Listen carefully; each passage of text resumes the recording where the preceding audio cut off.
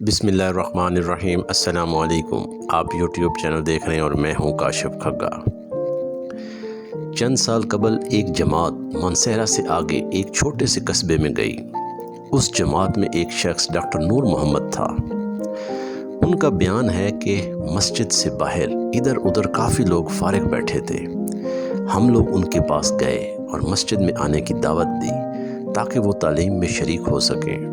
کچھ لوگ تو ہمارے ساتھ مسجد میں آنے پر تیار ہو گئے۔ ایک صاحب نے کہا کہ میں نماز کے وقت آؤں گا اور نماز کے بعد عذاب قبر کا ایک واقعہ آپ کو سناؤں گا۔ لہٰذا وہ شخص نماز ظہر کے وقت آئے اور اپنا تعارف کروایا اور کہا کہ وہ ایک ریٹائرڈ فوجی جوان تھا۔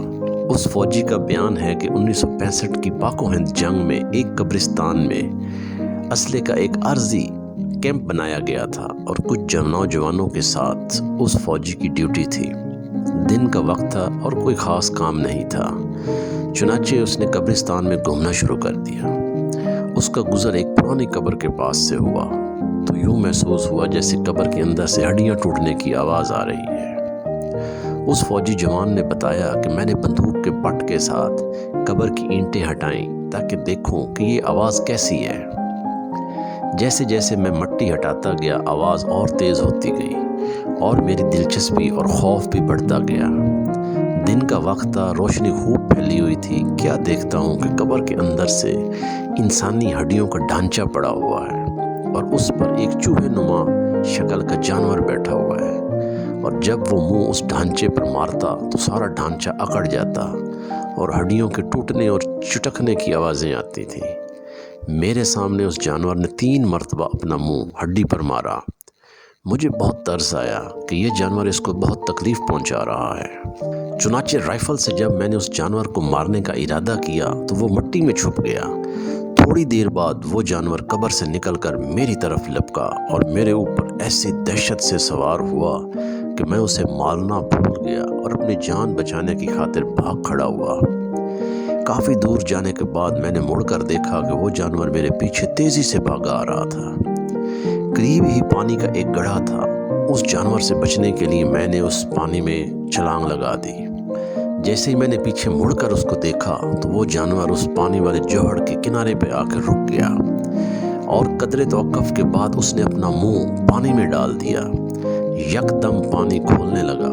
میں بھاگ کر جوہڑ سے باہر نکلا کیونکہ میری ٹانگیں جل رہی تھیں، بہت جلد سرخ ہو چکی تھیں اور جلے ہوئے پانی والے پھوڑے بن چکے تھے۔ درد کی شدت سے میرا چلنا محال تھا۔ میں نے اپنے ساتھیوں کو آواز دی تو جب میں نے پیچھے مڑ کر دیکھا تو کچھ نہ تھا بلکہ وہ جانور غائب ہو چکا تھا۔ چنانچہ مجھے ایبٹ آباد کے ہسپتال میں داخل کروا دیا گیا اور پھر وہاں سے راولپنڈی کے بڑے فوجی ہسپتال GMH میں منتقل کر دیا۔ میری ٹانگوں کا گوشت گلنا شروع ہو گیا اور ہر وقت بدبودار پیپ اور خون رستا رہتا ہے۔ کسی علاج سے افاقہ نہیں ہوا۔ مجھے علاج کے لیے امریکہ بھی بھجوایا گیا، مگر مرض بڑھتا گیا۔ جو دوائی لگائی اور گوشت جاتا رہا۔ اس وقت دونوں ٹانگوں کی صرف ہڈیاں بچ گئیں اور گوشت آہستہ آہستہ گل کر علیحدہ ہوتا جا رہا ہے اور ہر وقت مردے کی سی بدبو آتی رہتی ہے۔ پھر اس شخص نے ہمیں اپنی دونوں ٹانگیں دکھائیں جن پر پٹیاں بندھی ہوئی تھیں۔ اللہ معاف فرمائے، اللہ تعالیٰ ہمیں قبر کے اور جہنم کے عذاب سے محفوظ رکھے۔ میرے بھائیو اور دوستو، بعض دفعہ اللہ تعالیٰ لوگوں کی عبرت کے لیے دنیا میں ہی اپنے عذاب کا مشاہدہ کروا دیتے ہیں، جیسا کہ اس واقعے میں آپ نے ملاحظہ فرمایا۔ اس شخص کے ساتھ بھی ایسا ہی ہوا کہ اس آدمی کے ساتھ جو واقعہ پیش آیا اور وہ واقعہ جو اس نے اپنی آنکھوں سے دیکھا اور وہ واقعہ وہ کبھی بھی نہیں بھول سکتا، اور اس واقعے کی دہشت اور اس واقعے کی ہولناکی اس کے ذہن میں ہمیشہ کے لیے نقش ہو گئی تھی۔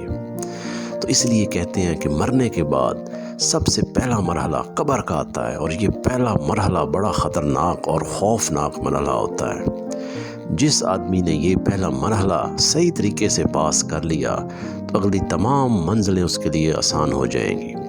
تو اس کے لیے اللہ تعالیٰ سے ہر وقت قبر کے عذاب سے پناہ مانگنے چاہیے اور اپنے حفظ و امان میں اللہ تعالیٰ رکھے۔ اس کے لیے زندگی میں ہی اللہ تعالیٰ موت کی تیاری نصیب فرمائے، اور ہر وقت ہمیں موت کو یاد رکھنا چاہیے کہ ہم نے ایک دن مرنا ہے اور اس مرنے کی ہم نے تیاری کرنی ہے۔ اللہ تعالی ہم سب کو معاف فرمائے اور نیک اعمال کرنے کی توفیق عطا فرمائے اور 5 وقت کا نمازی بنائے، اور جب ہمارا آخری وقت ہو، خاتمہ ایمان پر ہو، تو زبان پر صرف ایک کلمہ ہو، لا الہ الا اللہ محمد الرسول اللہ۔